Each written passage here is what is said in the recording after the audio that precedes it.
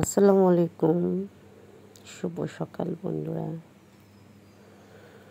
এটা ইডেন মহিলা কলেজ, আজিমপুর পুকুর ঘাট, সে বিখ্যাত পুকুর ঘাট। অ্যাকচুয়ালি কলেজের সব মেয়েরা আমরা যখন, আমিও একজন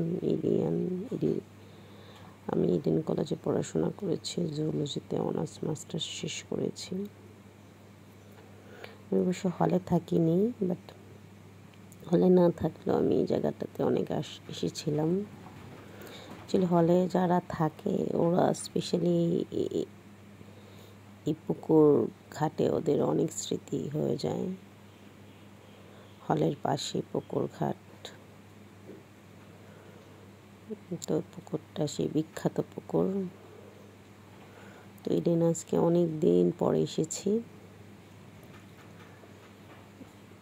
অনেক দিন মানে 4-5 বছর হয়েছে, আরও বেশি হবে যে আসা হয় না। তো একটা কাজে এসেছিলাম নীলক্ষেত, ওই একটু সময় পেলাম, দোকানটা খোলা ছিল না, তো ভাবলাম যে যাই কলেজটা ঘুরে আসি। হে প্রভু আমাকে জ্ঞান দাও। এটা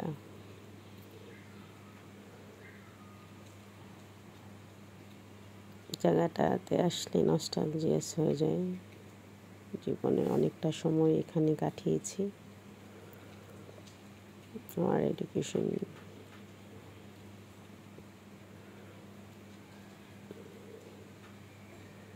তো প্রথমে ঢুকতে একটু সমস্যা হচ্ছিল, পরে ঢুকতে পারছি। চলে বহিরাগতদের প্রবেশ নিষেধ এখানে।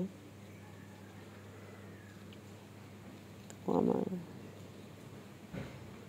সকাল সকাল তখন দেখলাম স্টুডেন্টরা মাত্র ঢুকছিল, কৃষ্ণচূড়া ফুল ফুটেছে, ভালো লাগছিল।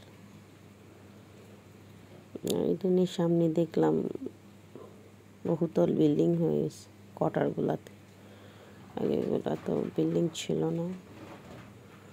ইডেন কলেজটা অনেক সুন্দর গোছানো হয়েছে আগে থেকে, অনেক ভালো লেগেছে।